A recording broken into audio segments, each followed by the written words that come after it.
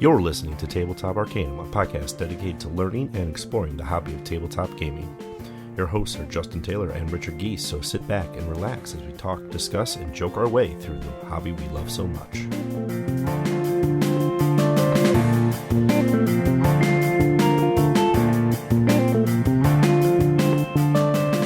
The Big Lockdown. Can you build the most valuable stockpile while staying safe? Is it better to remain indoors or brave the outside world? Inspired by global events and a distant lack of things to do, The Big Lockdown is an easy-to-learn game that combines strategy, luck, and a love of hand sanitizer. Hold on to the toilet paper and stock up on the snacks. You'll need them. Can you make it to the end of lockdown?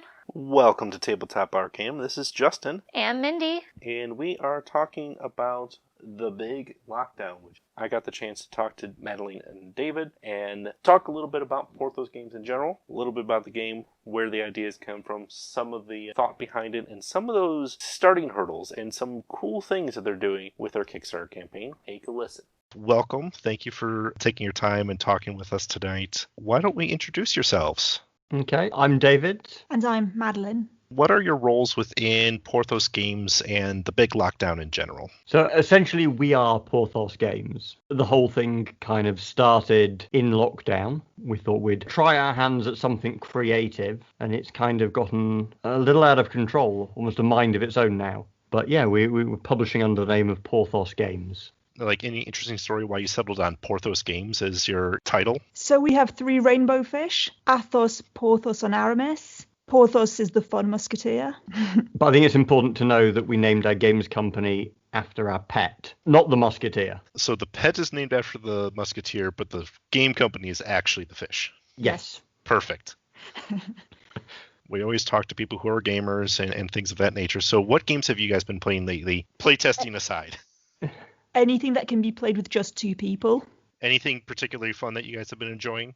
During the lockdown period, we played quite a lot of Monopoly Deal. Yeah. And I introduced you to Ticket to Rides, which has been quite fun. Yeah, and then just stuff that's a bit old school, like Scrabble or Boggle.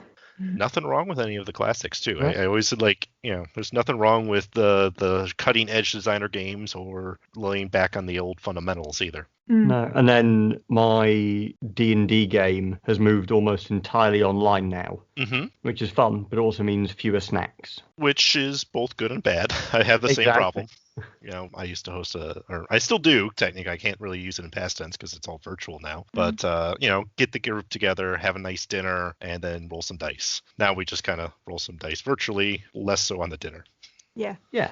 You established Porthos Games as part of the lockdown, and this is your first game. Yeah, we are very new to creating games, to the tabletop community. And actually what's been nice is everyone's been really friendly, very approachable, very free with information, with kind of giving advice, which is rare actually for communities around hobbies to be quite so kind of generous.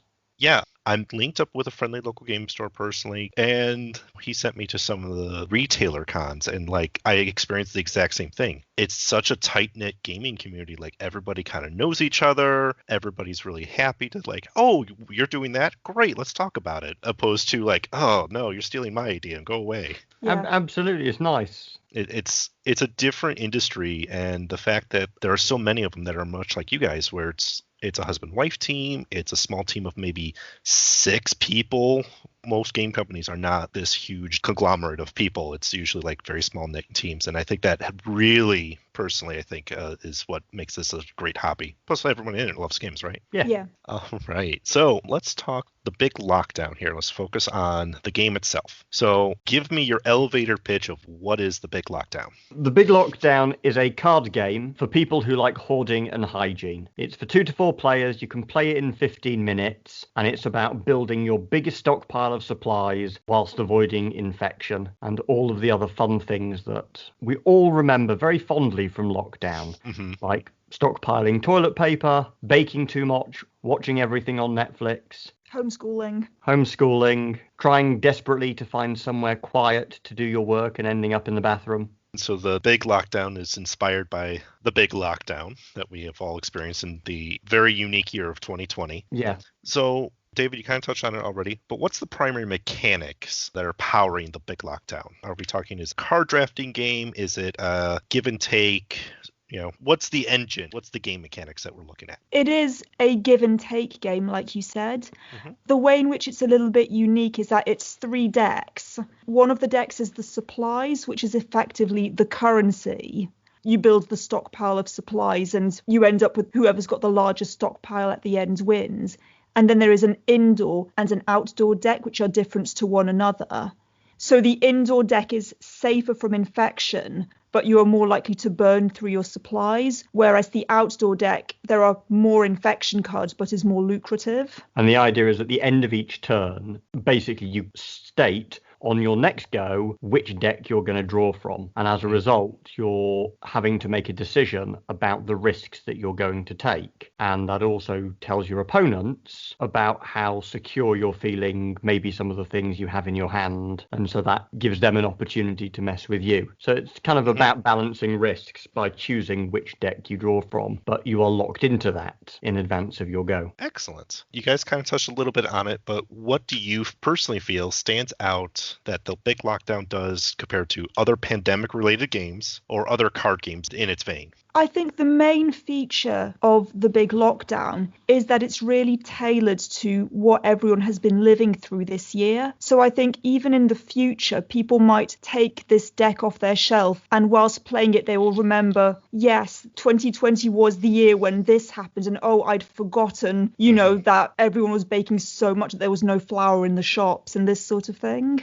So it was almost trying to put a positive and even maybe slightly nostalgic spin on what everyone has been going through this year, but trying to focus on the positives rather than actually the really bad stuff that's been happening alongside. Mm-hmm. I think the other thing as well that I like is I think it's funny. Mm-hmm. Like a lot of the other, especially the other pandemic themed games tend to be very serious, almost have a sort of post-apocalyptic-y feel. Mm-hmm. And we've gone the other way. We've gone family friendly, we've gone playful illustrations, we've gone humorous situations, and as Madeline said, trying to focus on the positive, because I think that's something we all could do with at the moment. Exactly. Any sort of bright news or cheer that you can bring, even if it's a little tongue-in-cheek and a little rubbing in on a situation that none of us like to be in. But definitely I got that feeling from the demo game that you guys sent out our way. So who did you have in mind when you built this game? Who's the recommended gamer? I mean, when we built it, it was very selfish. We made a game we would enjoy. We like games. We're not really sort of hardcore gamers. Mm-hmm. As you can tell from the games that we tend to play, they're fairly pick 'em up, set it up quickly, have a game,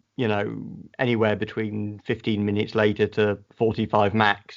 You're done, you move on to the next thing. Mm-hmm. So for us, it was about making a game that's just quick and easy that anybody can pick up and play. And we wanted it to be family friendly. It does cater to quite a big age range. So we managed to get some decks out to some of our friends who have children. And one of our friends played it with their 8-year-old and they actually really liked it. Mm-hmm. So actually it does tailor to a very wide age range. So I think it's targeted at quite a broad population. Awesome. Because it's so easy to pick up and play. Mm-hmm. It's actually quite nice because they went on a camping trip. Oh, okay. And they were going to go and take no electronics with. Mm-hmm. So no phones, no iPads, no nothing. And so they asked him to pick a couple of games that they could take with. And he chose the big lockdown because he wanted to go play. Nice. We got pictures of it by the campfire with a huge stockpile of toilet paper that was built up. That's awesome. And I always personally enjoy games that are, somewhat travel friendly, where I could throw it in a backpack and just go. I don't have to take all the cards, all the minis, all the boards, all the tokens, all the things. So I think you guys hit your target audience very well with this one. Kudos to you guys on that. Thank you. So this is going to be on Kickstarter. We will be launching the Kickstarter on the 10th of November. Our website is lockdownthegame.co.uk. And the website's got a link, obviously, to the Kickstarter, informative videos and a breakdown of how to play the game. So anyone who is interested to find out more can go to our website. And we've also got Facebook, Twitter, Instagram, TikTok. Yeah, and YouTube. And YouTube. A little bit of everything. Oh, yes. We've got content everywhere. On Kickstarter, it's published by Porthos Games. It's under the name of The Big Lockdown. And yeah, we've got a whole sort of host of interesting things planned. But the bottom line is, if you back us to kind of the basic tier, you will get a copy of the game. And because unfortunately these things do take time to print and get out to people, we're going to be giving everyone a print and play copy once we're done. It'll take a couple of weeks to get it out, but it'll get out. Everyone will be able to play by Christmas. So whilst ever lockdown's going on, people will be able to at least play it in some form and get some joy out of it. Speaking of your social medias, as far as Twitter, Facebook, Instagram, and all that, I did get to take a look at it, and you guys some delightful videos of trying to keep that family-friendly and fun attitude towards being stuck at home. Thank you. I'm not quite sure our Halloween quite hit the family-friendly. That one maybe not, but the rest of them maybe definitely we too far, but then you hit the whole range of taste then too. So awesome. I mean, everything in the game was done by the two of us. So Awesome. Madeline has done all of the illustrations, and actually as part of the Kickstarter, there is a couple of reward tiers where people will be able to get their own illustrations, either for social media, or a few people will be immortalized in the game itself when we print it out. Excellent. Which should be quite fun. But yeah, people like the drawings. I think they're good. Honestly, it captures that, like David, you kind of said, like all the other pandemic games are doom, gloom, the end of the world tier, where you guys mashed not only your tongue-in-cheek humor to what is happening in the card and what the card effect is doing, but also the illustrations to partner with that and keep that theme very nice, friendly, and light. And that's something refreshing to see.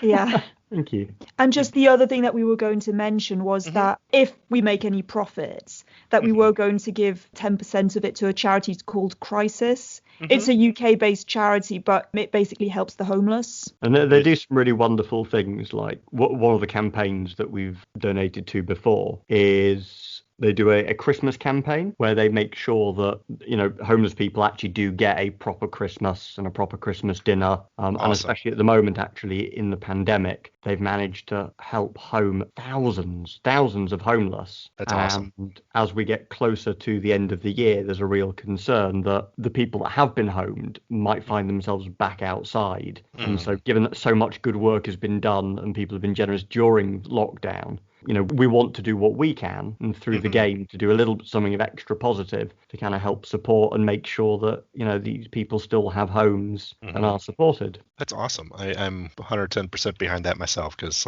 it just kind of sucks and you want to have that cheer and that goodwill. So, all right. Well, thank you both, David and Madeline, for talking with me today. I appreciate your time and energy talking about your very new company and very new game. I wish you the best of luck in the campaign, and we'll be watching it and cheering you on from the sidelines as well from Tabletop Arcanum. Thank you. Really appreciate it. And thank you for interviewing us.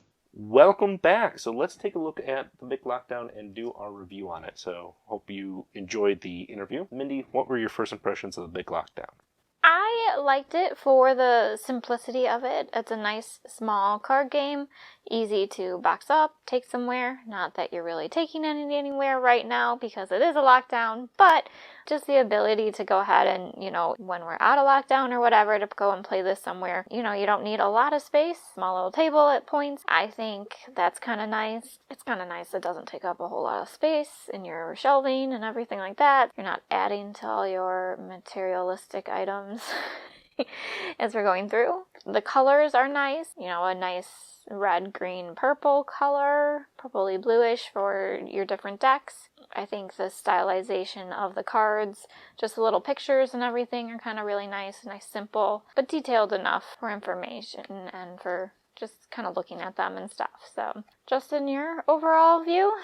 Some of my first impressions are actually in the interview, but for our review's sake, I'll kind of reiterate. Porthos Games kept this as a nice, simple card game. It's nothing too crazy or out there. It has that tongue-in-cheek humor. A lot of it comes through in not only the card title and what it is, but also through Madeline's art and seeing a little bit of that of what the new home office looks like, or binge watching, feeding the family. Cards like that kind of give you a little bit of tongue-in-cheek humor to an otherwise crummy event for most people. So for a pandemic-style game, or a game set with a pandemic theme, it's not doom, gloom, and darkness. It's more humor and silliness, which is something that is unique out there. There isn't many games that have this theme without going into, well, the world's on fire and you have to either save it or everything's going to burn or it's full of zombies or it's post-apocalyptic or... Right. So without going into too much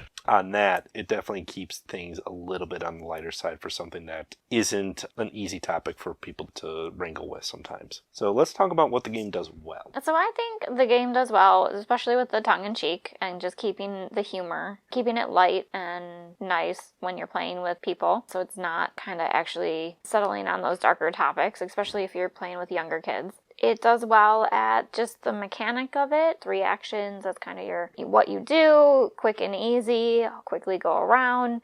Kind of a little bit of strategy on, do I hold on to this card? Do I play this card? What do I do? Do I go indoor? Do I go out there? I mean, I think it does really good on that, on like making you have to kind of figure out what you're going to do instead of just a quick like pace card game type item.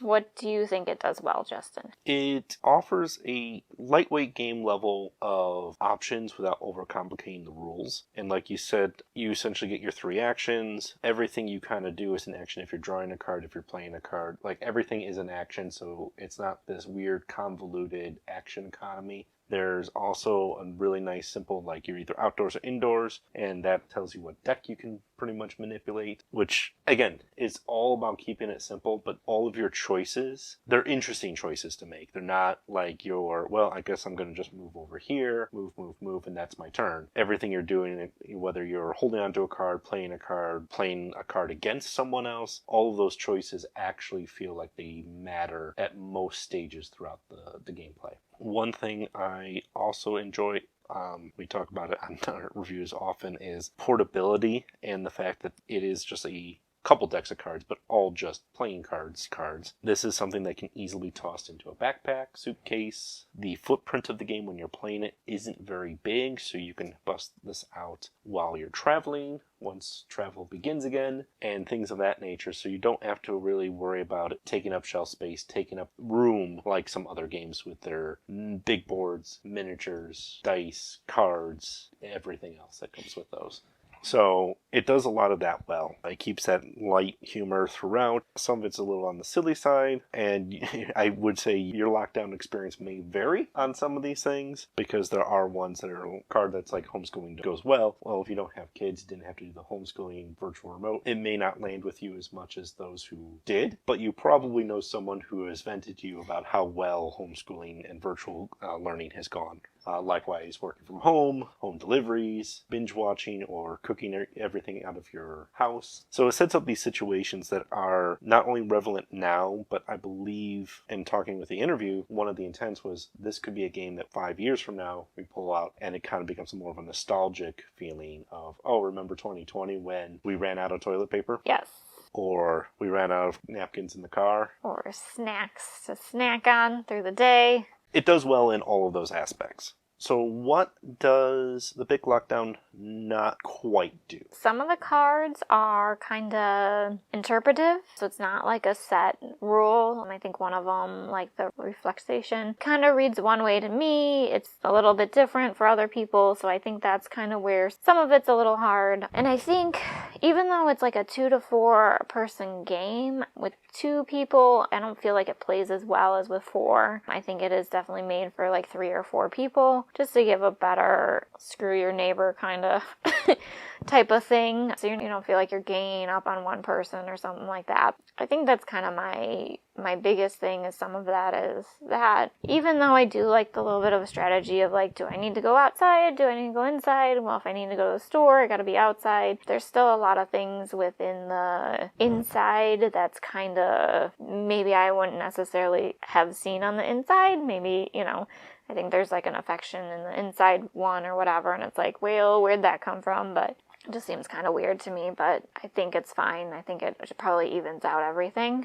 Those are kind of my things about them that just doesn't work the best. I think it could be a little clearer. That would be one of my takeaways on where the game could improve on, is a little bit more rules clarity, but that's coming from me being a longtime gamer and longtime card game player too, especially when doing tournaments and things of that nature. Interpretation should be intuitive, but at the same time it needs to be pretty clear. And there's a couple cards that you can argue one way or the other, which could easily be fixed with some FAQs or expansion on the rules a little bit. Nothing too crazy, easily addressed. One other thing that I saw, and I did ask a friend of mine to take a look and send him a picture of the cards just to get his take on it, but the indoor and outdoor decks are red and green, which is a very common color blindness. There is large outdoors, indoors on the back. It's very clear on the back that they are different, but the color scheme is a little close. Now, talking to someone who was on the red-green colorblind spectrum, I told him, ignore that it says indoors and outdoors. If you couldn't read that and you just saw kind of the texture on the back of the cards, are they different enough? He's like, yeah, the shades are different enough where I could tell. But colorblindness is a little bit on a spectrum, so depending on how colorblind an individual is, they could have trouble with the game in that sense. Like I said, there is a big indoors and outdoors written on the back of the card, so there is other identifiers. It was just something I noticed when I played through the game. And like Mindy said, I also feel it plays okay at 2 players. Some cards, like the reflection card, feel a little bit different. Some of the take that cards feel a little bit different, but I feel those are how most card games with 2 players end up being, is just kind of a back and forth, where a 4-player game or 3-player game, you have that little bit more social dynamic of I can pick on Mindy, but then Mindy can pick on Ricky, and then Ricky can pick on me sort of situation instead, giving a little bit more flexibility on the targets and what's going on in the game. Overall, I believe it's a fun game. It's something that I would recommend to people if you're looking for a light card game that's a little bit tongue-in-cheek humor and on the fun side. Who would you recommend this game for? I'd recommend it for people who don't necessarily like the whole pandemic, deep thought, gotta save the world type thing, but want something fun. Having seen it played with 4 people and different various types of people, and the fact that somebody liked it that doesn't normally like a lot of card games or whatever. Really enjoyed it because of the humor. I think that's great. Honestly, you could recommend it for anybody as long as, they're not sick and tired of the lockdown. That's probably the last thing they want to play in lockdown is a lockdown game if they're tired of it, but... Maybe a little too real right now. Yes, yeah, but maybe later on. But I forgot what the age was. 14 plus. 14 plus. You could get away with younger than that, A lot of it you can just tell with pictures once you get used to the cards as to what you need to do, so that's really simple. It doesn't require a whole lot of thought per se, but I think you could go younger than 14. I think it's a great game. I think it's a good game. It's a simple, quick game that, we've got a little bit of time before dinner's ready or whatever. Let's play this, something like that. So I think I would recommend it for a lot of people. Yeah, I would definitely keep this on the lighter gamer side, the family side. This could be it's on the edge of a filler game to me. It's a little bit longer than what I consider a filler game, but depending on if XYZ person is coming over, 3 out of the 4 players are already here, or 4 out of 5, or you're just kind of waiting for 1 or 2 more people, and they're going to be 30 more minutes. This is something that you could definitely squeeze in that time. If it's something you don't exactly know how long they're going to be, maybe there's other games that will fill that time a little bit better, but it kind of hits on that nice little mark of it could be a filler game if you really need it to be, but doesn't have to be a filler game. This could be your regular game for the night for a couple rounds too. I would caution those people who are looking for deep, thoughtful strategy card games. If you're looking for your tournament level card games like Magic the Gathering or Legend of the Five Rings or anything that's a little bit more on the competitive side, you're probably going to find this a little bit lackluster in that. Overall, I do feel like their target audience is the lighter fare gamer. Even talking with Porthos, that's their game style that they enjoy. So it definitely hits that same feeling. Yeah. Something that Mindy would play is the Big Lockdown, where some other card games that we've talked about and reviewed are not Mindy games. Yeah. No, I think it's a good game. I think Definitely probably not for anybody who's looking to have that one game that they play for the night, because it's obviously not that long. And you would, if you're going to play it, you play it multiple times, sure, but I'm sure after a little while it kind of loses that feeling of tongue-in-cheek going through it. It's just kind of back and forth at that point. So yeah, definitely not for people that want to really think about a game or really want to spend a lot of time on a game. Sounds good. Well, that is The Big Lockdown by Porthos Games. As stated, it is on Kickstarter as of this episode being released, so definitely check it out. We will have the links to the Kickstarter page in our description comments, as well as through the Kickstarter page. Definitely check out Porthos Games Facebook, Twitter, Instagram. I think they even said they're on TikTok. They're making a lot of fun videos and a lot of just fun stuff to kind of engage with the game. So check them out and take your own take on The Big Lockdown. You can find Tabletop Arcanum on Facebook, Twitter, Instagram, YouTube, and Twitch. As always, thanks for listening. This has been Justin. And Mindy. Happy gaming. Happy gaming.